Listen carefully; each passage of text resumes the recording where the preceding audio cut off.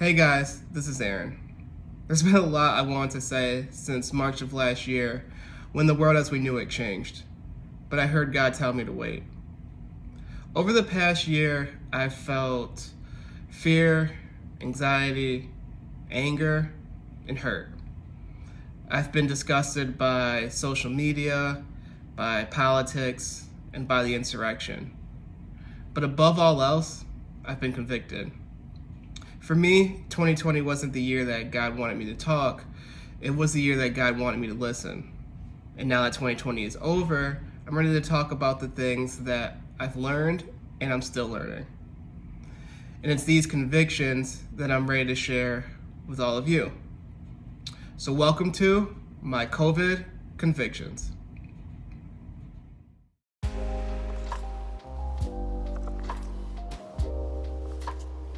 Hey guys, welcome to episode 4 of COVID Convictions.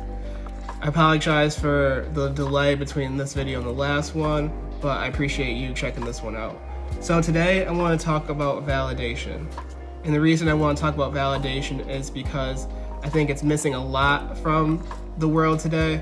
And I feel like if we had more validation, if people knew how to validate and why it's important, I think we'd see a lot less conflict in the world.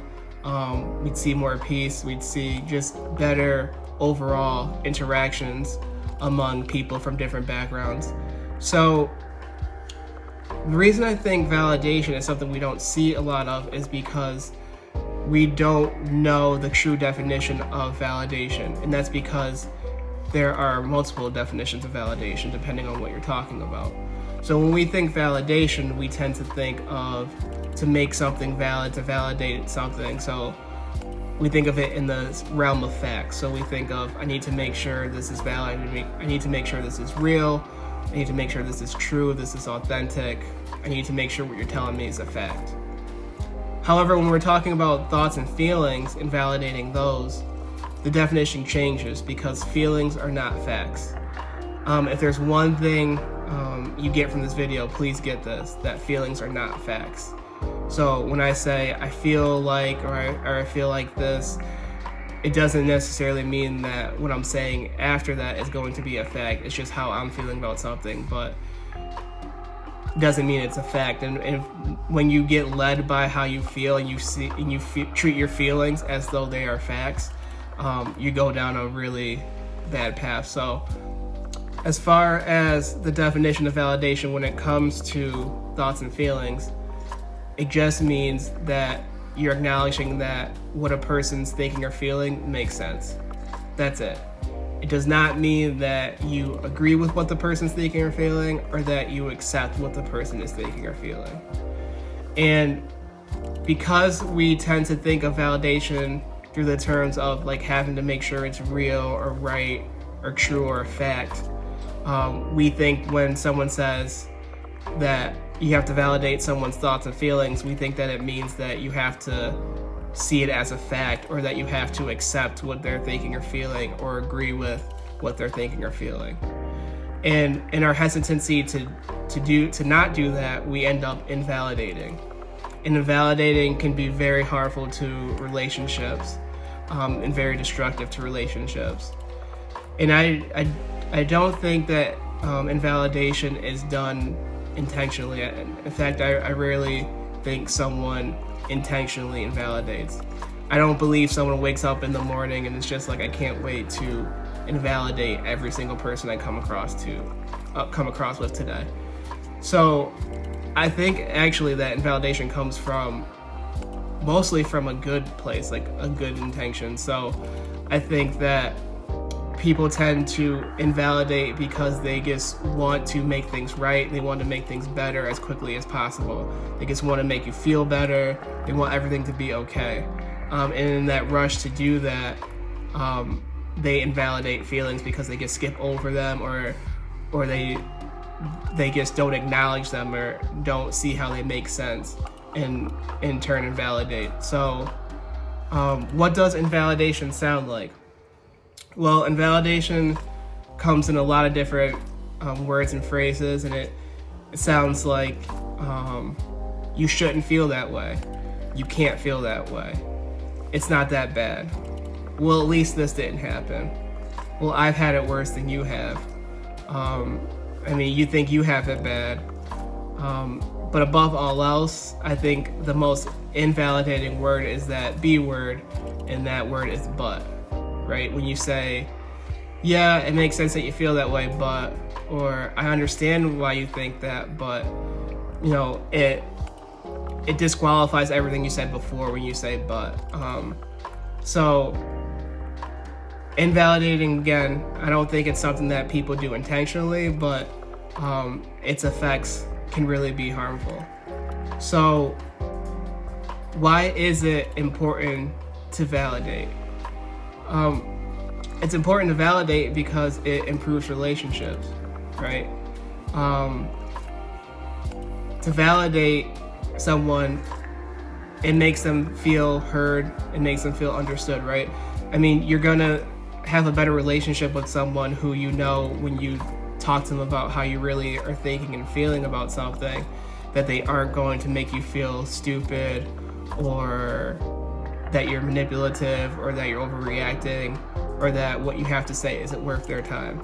And that's what invalidation does. It makes a person feel stupid or crazy. It makes them feel manipulative. It makes them feel like they're overreacting or like they shouldn't feel the way they do. It makes them feel like you don't care about what they have to say. So validation improves relationships.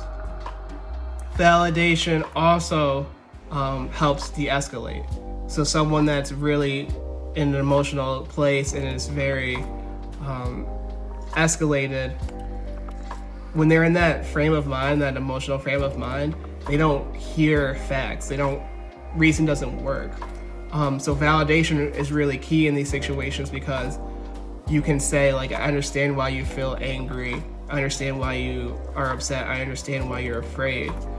And you're not agreeing with why they're angry or why they're afraid necessarily, but just saying that you understand why it makes sense for that person to feel that way helps them feel heard, and it helps them process things better, and in turn de-escalate. And validation is also important because it conveys a few different things. It lets someone know that we are listening. It lets someone know that we understand. It lets someone know that we are non-judgmental, we're not judging them. And it lets someone know that we care about them. And ultimately, validation lets someone know that we can disagree about something without there being a big, gigantic conflict. And all of those things are things that all of us Christians can benefit from. If non-believers can know that when they talk to you, that you're going to listen, you're going to understand, you're not going to judge, you're going to care about them, and that if you guys do disagree on something, there's not going to be this huge conflict, they're going to be more likely open to being invited to church, being prayed for, hearing what you have to say about Jesus. So those things are something we can all benefit from. So validation is really important for us as Christians. And again, validation just means that you're acknowledging that it makes sense of why a person feels the way they do. So, I work in substance use. I work with teens that deal with substance abuse and mental health disorders. And what I've seen is that people that use substances aren't looking for you to agree with them and say, like, yes, you should use that. Like, you should shoot up heroin. Like, you should, use Xanax. Like, that's not what they're looking for. All they want is validation in the sense of they just want you to acknowledge that it makes sense why they got where they got. In the sense, like, it makes sense that they started using substances to not feel pain because they had a traumatic childhood, or because they struggle with managing their depression or anxiety and they're just looking for an escape. They're not looking for you to agree with the behavior. So validation means that, again, you're just acknowledging that their thoughts and feelings make sense, without agreeing with the behavior the negative behavior. So how do we validate? Well, there's 6 ways that we can validate others, right? So the first way is actively listen. So it just means you're 100% paying full attention when someone's talking to you. You're not thinking about what you're going to say before you respond, or as you're listening, I should say. So because you can't do this both at the same time, like you need to either listen or think of a response. So it's just making sure you're listening fully and attentively and waiting to make your response and think about it after you've heard what the person has to say. The second thing is being aware of your verbal and nonverbal communication. So if someone's sharing something, you want to make sure you're not like rolling your eyes or like heavy sighing or sucking your teeth, walking away. And you want to make sure your words aren't things like "that's stupid," like "I can't believe you would feel that way," different things like that. The third step is to observe how a person is feeling as they're sharing with you. Like observe their facial expressions, like their body language. Like how is the person feeling as they're sharing with you? 4, you want to reflect what you've heard them say in a non-judgmental way. So you just want to be able to reflect like I'm hearing that you feel this way because of this, and not in a way like I can't believe you're feeling that way, or it doesn't make sense to me that you would feel this way. That's an overreaction. Like reflecting what you've heard in a non-judgmental way. 5, you want to show tolerance.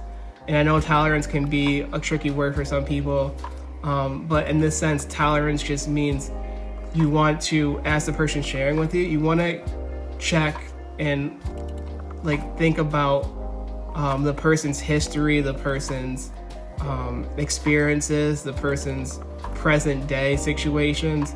Like you want to consider all the facts on why why that person would feel the way they do. So it's just taking time to think like, oh yeah, like the person's dealt with this growing up, or like their experiences is this, like it's different from my experience, so it does make sense that they would feel that way, even if you don't agree with what they're thinking or feeling, but just to show the tolerance and consideration of the person's life experiences being different than yours. And then lastly, you just want to reflect what you've heard them say and show them that you take it seriously. So it's just being like, I can't imagine how difficult it must be to feel that way, or thank you for sharing, like I know that wasn't easy to share with me. Just saying something that helps them appreciate the fact that you understand how serious what they were sharing with you is. So ultimately, I think we could use more validation when it comes to discussions we have with people about COVID-19, discussions we have with people about police reform, discussions we have about people about drug use, all these big issues.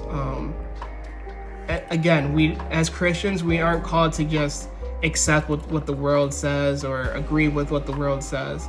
And I'm not asking you to do that. I'm just asking you, when you have conversations with someone who maybe has a different feeling about COVID than you, or has a different feeling about what we should do about police reform, that you don't just make them feel stupid or make them feel like what they have to say isn't worth your time. Like, just validate them. All you have to do is acknowledge that it makes sense that a person would feel that way. Like, it makes sense that some people are gonna have different feelings about COVID-19 than you because they may have experienced family members that have died from it, or they may have grown up in a place that led them prone to respiratory problems, and so they're a little bit more afraid than you are of getting a virus like this. And the same thing with things like police reform. Like, you want to be able to validate someone who has a different opinion than you about that, because you want to be able to understand that other people may have had different experiences with police than you have. maybe the person you're talking to has been pulled over at gunpoint by a police officer for something for a minor offense, for like a traffic light being out, or like their car light being out, I should say.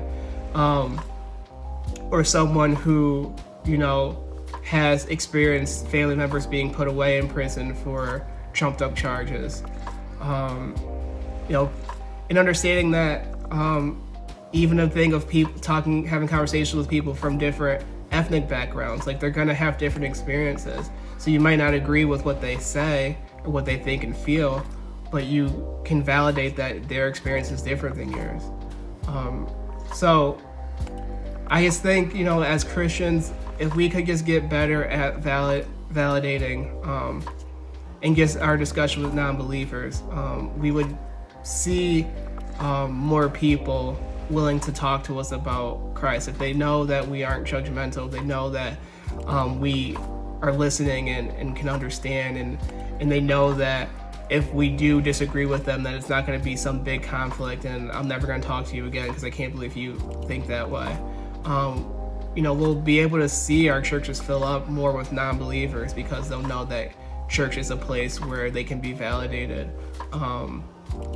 So I hope you got a lot out of this. I know it's been a while since my last video, so I'm going to try not to make it as long until the next one. But I appreciate you again for listening. So if you like what you heard, like, comment, subscribe. Even if you didn't, comment so we can talk about why. And yeah, I'll catch you guys later. Peace.